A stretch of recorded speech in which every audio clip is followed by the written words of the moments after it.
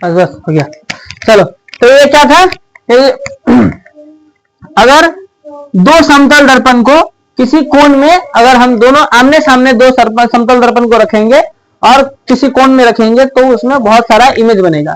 कितना इमेज बनेगा, तो ये पता करने के लिए ये तुम्हारा फॉर्मूला है, n बराबर 360 बटा थीटा। n बराबर 360 बाई थीटा। थीटा की जगह पर तुम कोण को, मतलब जो मिरर है उसको जिस एंगल पे रखोगी वो एंगल दे दो। जैसे मान लो अगर हम दोनों मिरर को 30 डिग्री पे रखते हैं, 30 डिग्री ऐसे होगा, होगा ना, इधर से 30 डिग्री पर अगर रखते हैं 30 डिग्री पर, तो यहाँ से 3 एकम 3 और 3 दूना 6, इसमें से एक घटा देंगे तो कितना बचेगा, 11 इमेज बनेगा उसमें। समझ आ रहा है कि नहीं? दो समतल दर्पण के बीच में उस दोनों में कितना कितना इमेज बनेगा, 11 इमेज बनेगा। इधर से भी पूरा एकदम 11 दिखेगा, और दिखता भी है, हम लोग भी कई बार देखे हैं ना वो चूल बनाने जाते हैं तो। अरे 11 को तो 30 डिग्री पे थोड़ी रखता है, सामने वाला तो 90 पे रहता है, अब पीछे वाला रहता है ऐसे, तो सामने वाला तो खैर हमेशा 90 पे ही रहेगा, सामने वाला चेंज नहीं होता है, पीछे वाला तो जरूरी थोड़ी हो 30 पे ही रखा हो। 40 पे रखेंगे तो और घटेगा, नहीं घटेगा, 40 पे घटेगा, 50 पे घटेगा, 60 पे घटेगा, जितना एंगल पे रखेंगे उतना ज्यादा घटेगा। बात समझ में आ रहा है कि नहीं आ रहा है? नहीं, सामने वाला तो खैर तुमको हमेशा समतल में रहेगा, वो समतल बोल रहे हैं 90 डिग्री पे रहेगा ना, अब उसको ऐसे 30 डिग्री पे रखेगा, हाँ बात करता है, वो 90 में रहता है, पीछे वाला का एंगल चेंज होता है। समझ में आया कि नहीं? पीछे वाला जिस एंगल पे रहेगा उतना पे तुमको दिखाई देगा। तो ये तो खैर समझ में आएगा कि नहीं, दिक्कत नहीं ना है? डाउट है? डाउट नहीं ना है? तो ये तुम्हारा समतल दर्पण था। समतल दर्पण में अगर कोई चीज भी वेग से आ रहा है तो पी भी वेग से दिखाई देगा। अगर कोई थीटा डिग्री का है, मतलब अगर मान लो अगर 10 डिग्री का है तो कितना दिखाई देगा, 20। अगर 10 का स्पीड से आ रहा है तो 20 के स्पीड से दिखाई देगा। अगर 10 किलोमीटर दूर पे है तो कितना मीटर दिखाएगा, 10 किलोमीटर दिखाई देगा। उल्लू दूरी बराबर सेम होता है, समझ में आ रहा है कि नहीं? दूरी क्या होता है, बराबर होता है। कौन आई बराबर कौन आर होगा, ये जितना में आपतित होगा उतना में ही क्या होगा, परावर्तित होगा। आईना की ये मिरर के पीछे जो कलर लगाया था उसे क्या बोलते हैं, सिल्वर ब्रोमाइड। हिंदी में उसे क्या बोलते हैं, कलई। क्या बोलते हैं, कलई। कोई दिक्कत है? कलर हमेशा कहाँ लगाएंगे, दाएं साइड में। प्रकाश कहाँ से आएगा, बाएं साइड में। कोई दिक्कत नहीं ना है? कि ये एक वृत्त है ना, एक गोलक है। अब इसके बीच से हम इसे अगर भाग कर दें,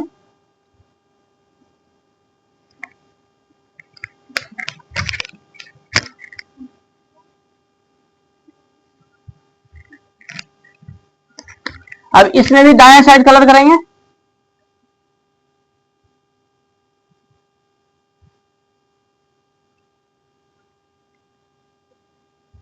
और इसके भी कहाँ कलर करेंगे, दाएं साइड में ही कलर करेंगे। कोई दिक्कत?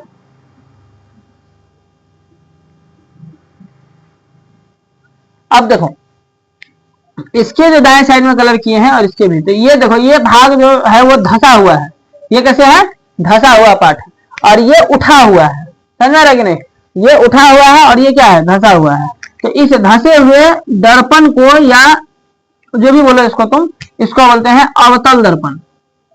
अवतल दर्पण, दर्पणे है और कौन सी है, अवतल दर्पण। और इस उठे हुए को क्या बोलते हैं, उत्तल दर्पण। क्या बोलते हैं, उत्तल दर्पण। अब तुम इसको ऐसे भी याद कर सकते हो, हम लोग उठा हुआ को नहीं उठल बोलते हैं, उठल है, थोड़ा सा उभार है उसमें, उठा हुआ है, तो तुम उस तरह से भी उसको अपना भाषा में याद रख सकती हो। जो उठल है उसको क्या बोलेंगे, उत्तल, और ये धंसा हुआ है तो इसको अवतल। अब एक अगर याद हो गया कि मतलब दो ठो है, एक टोटल का दो पार्ट है, एक वो उठा वाला भाग, एक धंसा हुआ भाग। तो अगर हम उठा हुआ भाग को रखेंगे, उसको हम मान लिए कि हाँ वो उत्तल दर्पण है, उत्तल दर्पण से हम लोग उसको याद कर ले, कौन सा दर्पण है, उत्तल। तो जाएगा दूसरा वाला अवतल, दो नाम है, उत्तल और अवतल। कोई दिक्कत नहीं, याद रहेगा ना, उत्तल दर्पण और अवतल दर्पण। कोई दिक्कत है तो पूछो, दिक्कत है कहीं पे कुछ? कोई दिक्कत नहीं। कलर हमेशा दाएं साइड में करेंगे, समझ में आ रहा है कि नहीं? अब तुम ये वाला करके इधर से कलर कर दोगे, बोलेगे भैया अब यही उत्तल दर्पण हो गया, तो ये गलती हो जाएगा। समझ में आ रहा है कि नहीं? कोई दिक्कत नहीं, डाउट है नहीं ना? ये है,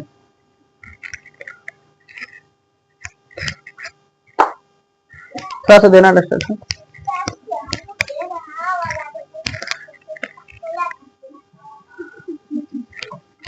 अब ये अवतल दर्पण है। ये कौन सा दर्पण है? अवतल दर्पण। अवतल दर्पण या कोई भी, मतलब दोनों दर्पण में ये कुछ टर्म्स होते हैं, वो देख लो। जैसे ये एक वृत्त है, ये क्या है? वृत्त है। अब इस वृत्त का एक सेंटर होगा ना, उसी तरह से इसका भी कोई सेंटर होगा, जाहिर बात है। ये पहले तो गोलक था, गोलक का एक सेंटर होगा। तो अब ये गोलक नहीं रह गया है, अब ये क्या हो गया है? एक दर्पण बन गया है, मतलब एक वक्रता है, एक वक्र है, बस एक टेढ़ा कर्व वाला एक हिस्सा रह गया है। इसीलिए हम लोग इसको क्या बोलेंगे?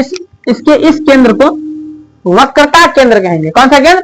वक्रता केंद्र, centre of curvature, centre of curvature, वक्रता केंद्र, वक्रता केंद्र, centre of curvature, centre of curvature. C को किससे दिखाते हैं?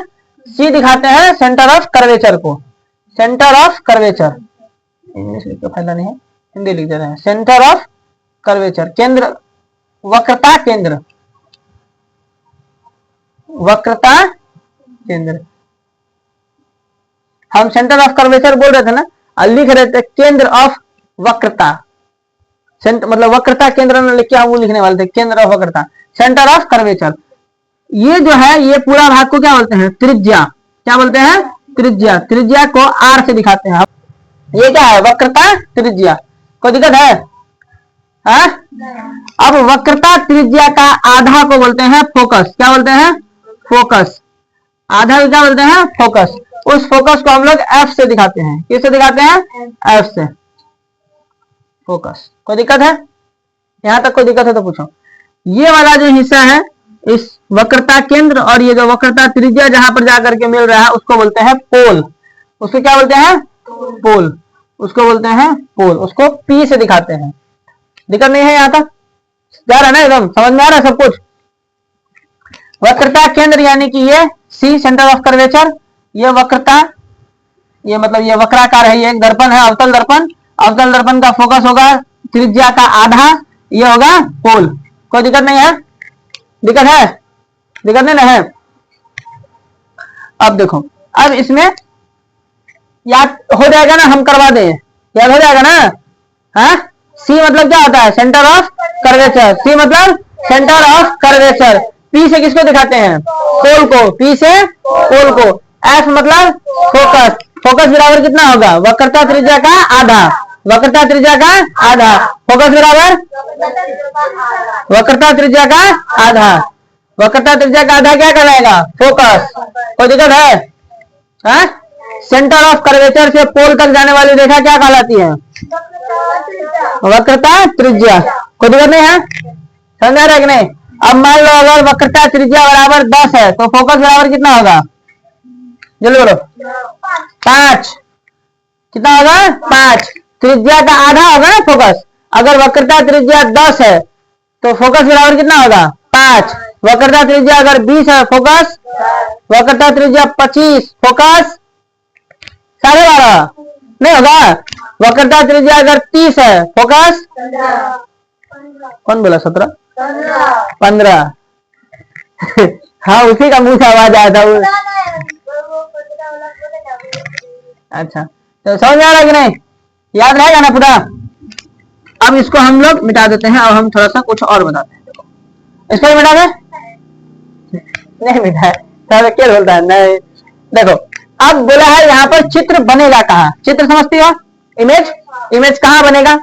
तो इमेज बनेगा, जैसे कि ये सेंटर ऑफ कर्वेचर है ना, इसके बाद का कोई भी चीज अनंत कहलाता है, इन्फिनाइट। ऐसे बोलते हैं ना इन्फिनाइट को, ऐसे लिखते हैं, उल्टा 8, उल्टा नहीं, टेढ़ा 8। ठीक है? यहां से थोड़ा सा शायद मुंह इसका कैसे खुलल रहता है, ऐसे ना निशा? यही ना है? हाँ, ये इन्फिनाइट है, मतलब अनंत। हम लोग हिंदी में समझते हैं, अनंत बोलते हैं इसको। इन्फिनाइट को क्या हिंदी में क्या बोलते हैं? अनंत।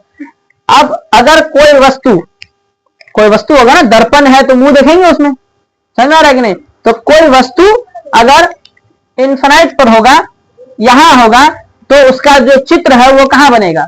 तो उसका चित्र बनेगा फोकस पे। उसका चित्र कहां बनेगा? फोकस पे। उसका चित्र बनेगा यहाँ फोकस पे। अगर कोई वस्तु इन्फिनाइट पे है तो उसका चित्र कहां बनेगा? फोकस पे। कोई दिक्कत है? कोई वस्तु अगर इन्फिनाइट पे है, अनंत है, फोकस पर। अब अगर सेंटर और ये सेंटर ऑफ कर्वेचर और अनंत के बीच में अगर वस्तु आ रहा है तो इमेज कहां बनेगा? सेंटर ऑफ कर्वेचर और फोकस के बीच में, हाँ, केंद्र और फोकस के बीच में। समझ में आ रहा है? जैसे जैसे वस्तु आगे बढ़ेगा वैसे वैसे ये क्या होगा? पीछे आएगा। समझ में आ रहा है? नहीं आ रहा है? आ रहा है कि नहीं आ रहा है? अगर वस्तु देखो, मतलब समझो, मतलब कि कोई दर्पण है, जैसे अवतल दर्पण है, अवतल दर्पण का जैसे मतलब हम लोग 200 सेंटीमीटर या 250 सेंटीमीटर का जो रेंज होता है उसके बाद का कुछ सब अनंत होता है। अनंत समझते हैं? मतलब जिसका कोई ये नहीं है, कोई अनंत समझ में आता है ना? बस तो हो गया। अवतल दर्पण का जो अनंत होगा, अगर वस्तु वहां रखा हुआ है तो दर्पण में उसका जो चित्र बनेगा वो फोकस पर बनेगा। समझ में आया? अब जैसे जैसे वो आगे बढ़ेगा वैसे वैसे ये क्या होगा? दूर होते जाएगा। तो ये अगर अनंत पर, वस्तु अगर अनंत पर तो चित्र बनेगा फोकस पर। वस्तु अगर अनंत और केंद्र के बीच में होगा, वस्तु अगर अनंत और केंद्र के बीच में होगा तो जो चित्र बनेगा वो फोकस और केंद्र के बीच में बनेगा। समझ में आ गया? दिक्कत है? वस्तु अगर केंद्र पर जाएगा, वस्तु कहां जाएगा? केंद्र पर, तो इमेज कहां आ जाएगा? केंद्र पर। समझ में आ गया? वस्तु अगर केंद्र पर है तो इमेज कहां बनेगा? केंद्र पर। फिर वस्तु अगर केंद्र और फोकस के बीच में जा रहा है तो इमेज कहां जाएगा? केंद्र और वक्र, केंद्र और अनंत के बीच में। हाँ, वस्तु अगर केंद्र और फोकस के बीच में है तो इमेज बनेगा तुम्हारा केंद्र और अनंत के बीच में। दिक्कत नहीं। वस्तु अगर फोकस पर तो ये कहां बनेगा? अनंत पर। इमेज कहां बनेगा? अनंत पर। कोई दिक्कत? यहां तक समझ में आ गया? अब वस्तु अगर आगे बढ़ेगा तो फोकस और पोल के बीच में, फोकस और पोल के बीच में, तो अनंत के बाद अब है ये कौन सी है? कुछ नहीं। तो ये इमेज कहां बनेगा? प्रतिबिंब के पीछे। वस्तु कहां बनेगा? प्रतिबिंब के पीछे। समझ में आ रहा है? वस्तु कहां बनेगा? प्रतिबिंब के पीछे। अब याद होगा? डाउट है ना? वस्तु अगर अनंत है तो इमेज कहां बनेगा? फोकस पे।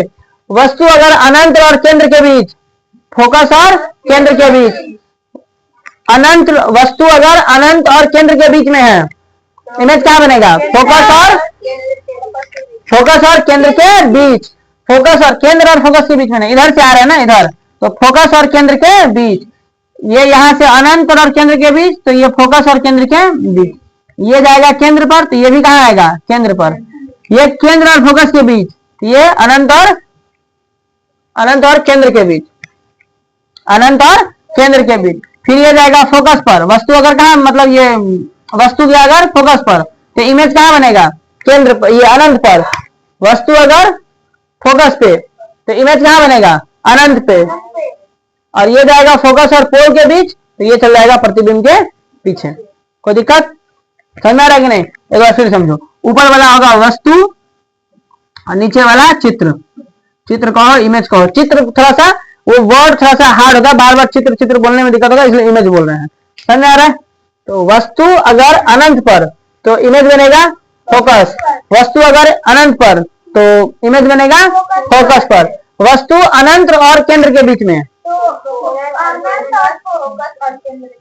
फोकस और केंद्र के बीच में, अनंत और केंद्र के बीच में, फोकस और केंद्र के बीच में। वस्तु अगर अनंत और केंद्र के बीच में है तो इमेज बनेगा फोकस और केंद्र के बीच। कोई दिक्कत? अब ये अगर वस्तु अगर चल गया केंद्र पर तो इमेज भी आएगा केंद्र पर। वस्तु अगर केंद्र पर है तो इमेज भी आएगा केंद्र पर।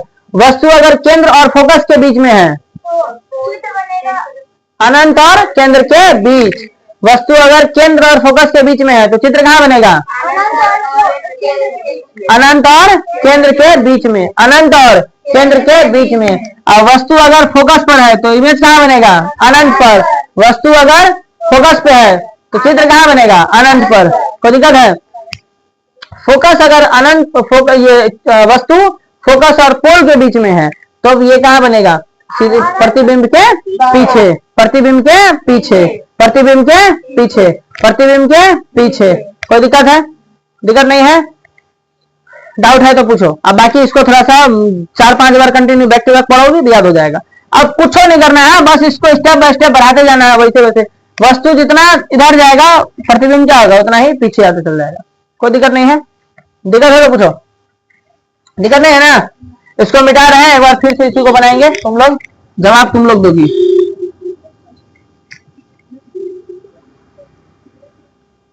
मजा आ रहा है कि नहीं? किसको इसको मजा आ रहा है?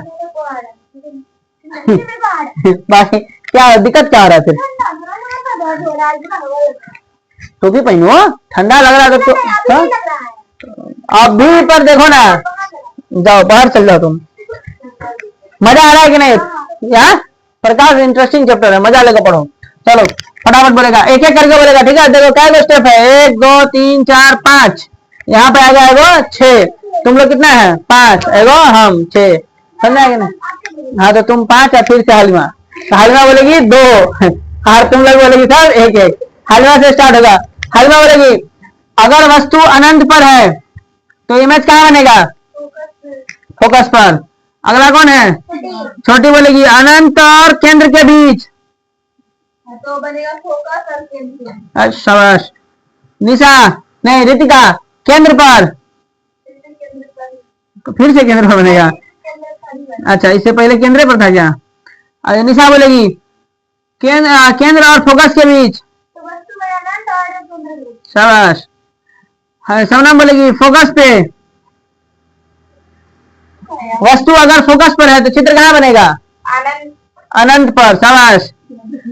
हालिमा बोलेगी फोकस और पोल के बीच, हाँ वस्तु अगर फोकस और पोल के बीच में है, बोलो। हाँ दर्पण के पीछे, दर्पण के पीछे ना कि प्रतिबिंब के पीछे। कहाँ बनेगा? दर्पण के पीछे, दर्पण के पीछे। अब यहाँ पर थोड़ा सा ये समझ में आएगा ना, दिक्कत नहीं है इसमें तुम लोग को। अब देखो यहाँ पर थोड़ा सा ये समझ लो, फिजिक्स में प्लस और माइनस का मतलब होता है, माइनस और प्लस का मतलब होता है दाएं या बाएं। माइनस और प्लस का मतलब नेगेटिव पॉजिटिव तो होता ही है, समझा कि नहीं? वो तो होता ही है। माइनस मतलब नेगेटिव कहलाता है, प्लस मतलब क्या कहलाता है? पॉजिटिव। बट यहाँ दाएं बाएं से डिनोट करते हैं। किससे करते हैं? दाएं बाएं। अगर कोई चीज यहाँ है दाएं तरफ बन रहा है तो वो क्या बनेगा? प्लस। अगर कोई बाएं तरफ बन रहा है तो माइनस, समझ में आया कि नहीं? अगर दाएं तरफ है तो क्या होगा? प्लस, और अगर बाएं तरफ है तो माइनस। दाया या बाया, राइट हैंड लेफ्ट हैंड। दाया मतलब राइट, बाया मतलब लेफ्ट। दाया मतलब क्या है? RIGHT, right. बाया मतलब लेफ्ट। तुम लोग वो सब CBSE बोर्ड वाला सब है ना, तो क्या करोगे तुम लोग को? दिक्कत होता है। पता था? तो दाया हो गया, दाया, अरे हो गया। दाया मतलब क्या होता है? राइट, और बाया मतलब लेफ्ट। समझ में आ रहा है कि नहीं? अब बताओ ये जो वस्तु जो प्रतिबिंब जो यहाँ पर बना है दर्पण के पीछे, वो दाया राइट में सॉरी प्लस में बनेगा कि माइनस में बनेगा? प्लस में बनेगा। और इधर वाला सब माइनस में बनेगा।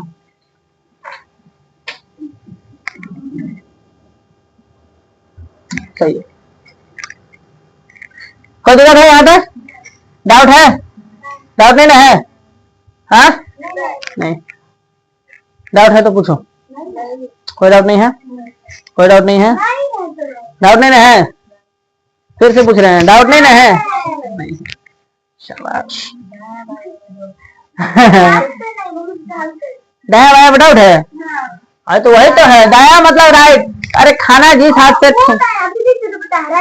हाथ से खाती हो वो राइट, बाकी जो दूसरा हाथ देखो बच गया वो कौन सा है? लेफ्ट। समझ में आया कि नहीं? हाँ जिसको दिक्कत जो क्या बोलता है, जिसका एक ही हाथ है उसको समझने में मुश्किल हो कि दाया कौन सा है बाया कौन सा।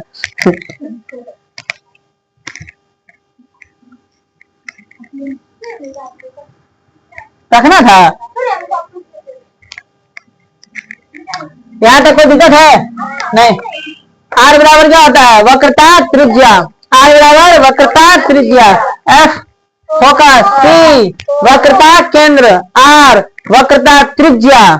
R बराबर वक्रता त्रिज्या। F focus, F focus, F focus, P पोल, P C वक्रता केंद्र। हाँ किसको? Centre of curvature. ये ज्यादा सुनने में अच्छा लगता है, सेंटर ऑफ कर्वेचर। ये वाला पोल है, ये जो है ना जहां पर तुम्हारा वक्रता त्रिज्या और वक्रता केंद्र, कर्वेचर, कर्वेचर, वक्रता केंद्र लिखो ना, सेंटर ऑफ कर्वेचर बोलोगी तो हो जाएगा ना, समझा कि नहीं? इसको बोलते हैं क्या? पोल। अब हम ये इमेज बनाए हैं, तुम लोग बताओगे इसमें से कहां पर कौन चीज है, ठीक है? हम डॉट देंगे और तुम लोग बोलोगे कौन चीज है। अब ये बताओगे, सबनम बताएगी इसमें वक्रता केंद्र कहां पर है, जल्दी बोलो। वक्रता केंद्र बोलो ना, कहां पर है? कहा? यहाँ पे? यहाँ पर? यहाँ पर? हाँ? ये ना, हाँ सही है। ये क्या है? सेंटर ऑफ कर्वेचर, वक्रता केंद्र। अब इसमें बताओ फोकस कहाँ है? ये यहाँ, यहाँ ऊपर में, यहाँ, यहाँ, ये इधर और है, ये होगा हाफ होता है। अरे फोकस जो है वो वक्रता केंद्र का, सॉरी वक्रता त्रिज्या का हाफ है। अगर ये वक्रता त्रिज्या बराबर 4 है तो ये कितना होगा? 2। कोई दिक्कत? दिक्कत है ना? अब इसका भी फॉर्मूला है, मतलब क्या फॉर्मूला कौन सी होगा? इसको 2 से भाग कर देंगे, तो अब इसके लिए फॉर्मूला लिखने का जरूरत है। सिंपल बात है, ये सब कुछ पूछने वाला बात तो है नहीं। कोई दिक्कत नहीं ना है? दिक्कत है तो पूछो। हाँ, दिक्कत नहीं है? U बराबर होता है वस्तु। U बराबर क्या है? वस्तु। U बराबर वस्तु। V बराबर होता है प्रतिबिंब। प्रतिबिंब, प्रतिबिंब, प्रतिबिंब। इसको बोलते हैं बिंब। इसको क्या बोलते हैं? बिंब। इसको बोलते हैं बिंब, इसको बोलते हैं प्रतिबिंब। U बराबर क्या होता है? बिंब, और V बराबर प्रतिबिंब। कोई दिक्कत नहीं है ना? दिक्कत है? और ये फोकस तो फिर तुम लोग को समझ में आता ही है, कोई दिक्कत नहीं। चलो एक तो इंपॉर्टेंट चीज है, देख लो। अवतल दर्पण का फोकस हमेशा कैसा होगा बताओ? अवतल दर्पण का फोकस हमेशा क्या होगा? अवतल दर्पण का फोकस, का फोकस बोलो ना रे, कौन सी होगा? अरे भाई, अवतल दर्पण का फोकस हमेशा नेगेटिव होगा, बाएं साइड में बनेगा ना। अभी तो पढ़ाए ये नहीं है। उत्तल दर्पण का जो फोकस होगा, उत्तल दर्पण का जो फोकस होगा वो हमेशा किस में होगा? पॉजिटिव होगा। समझ में आ रहा है कि नहीं? तो जब अगर हम ये फॉर्मूला दे करके ये पूछे कि उत्तल दर्पण का बताओ या अवतल दर्पण का बताओ, तो बोल देंगे ना कि हमेशा ये क्या होगा? माइनस में होगा। बोला अगर अवतल दर्पण का फोकस 4 है, 4 समझती हो ना? 4 सेंटीमीटर है, फोकस हमेशा सेंटीमीटर में मापा जाएगा। फोकस जो है वो हमेशा किस में मापेंगे? फोकस हमेशा सेंटीमीटर में मापते हैं। किसमें?